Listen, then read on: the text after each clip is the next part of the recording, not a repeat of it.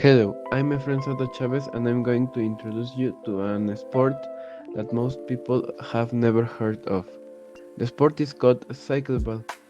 It is played on bicycles, inside a small court, and players must score goals using only the wheels on their bikes or their heads. A sport that combines balance, precision, and speed, and which your bike is your only tool. First, what exactly is cycleball? Cycleball is an indoor team sport played entirely on bicycles.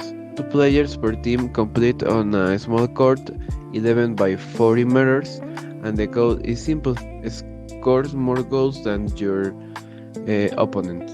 But there's an important rule, and this is that players cannot use their hands or feet.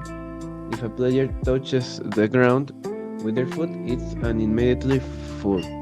If players touch the ground with their foot, the referees stop play immediately.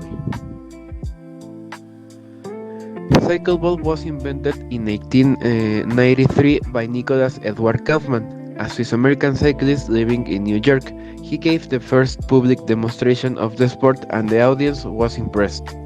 The sport quickly crossed the continent. European gymnastics clubs, specifically in Germany and Austria, adopted. The very first Cycleball World Championship was held in Germany in 1929, with riders from different nations competing in a new unknown sport. In the 1950s, the Union Cyclist International officially recognizes cycleball as a competitive discipline. From that point, international competitions were regulated. To play cycleball, you must use the right equipment. This is not a sport you can play on any bicycle. You need a fixed kit, which means you must keep pedaling all the time. Also can have brakes. The front wheel is smaller, which allows better contact with the ball, and handlebars are raised for a upright posture. The ball is small and firm, similar to a volleyball. It must be controlled only with the wheel or the head. Players must wear a helmet. This is mandatory for injury prevention. And padded gloves protect the hands and improve grip on the handlebars.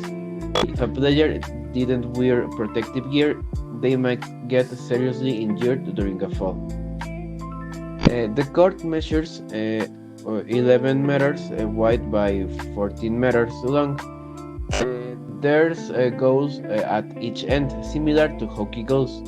The court is also divided by a center line and features a center circle for starting a play. A match consists of two halves of 7 minutes each, with a short break in between. First, a coin decides which team starts and which side they play on.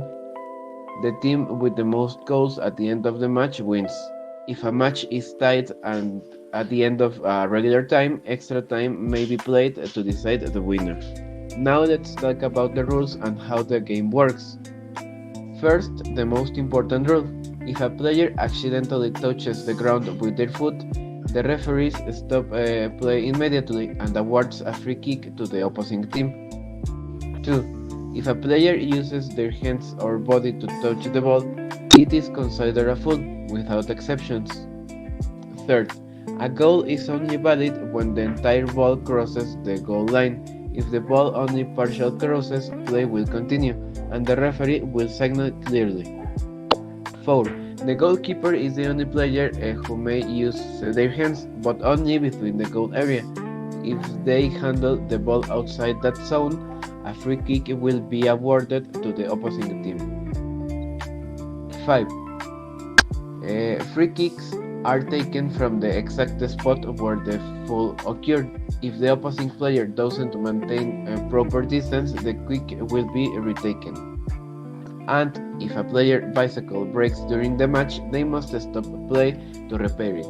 If they had maintained the bike properly beforehand, this situation would not have arisen. Now let's see the strategies to make it relevant at my school. First, if we launch a publicity campaign with posters and announcements, more students would become curious about cycleball. Second, if the school administration approves a cycleball club, students will have a dedicated official space to practice every week. The space could be bike paths during off-peak hours. Third, if we organized a live demonstration, the whole school could see a cycleball in action for the first time. 4. If we organized a friendly tournament, teams would have a real exciting goal to work toward. 5.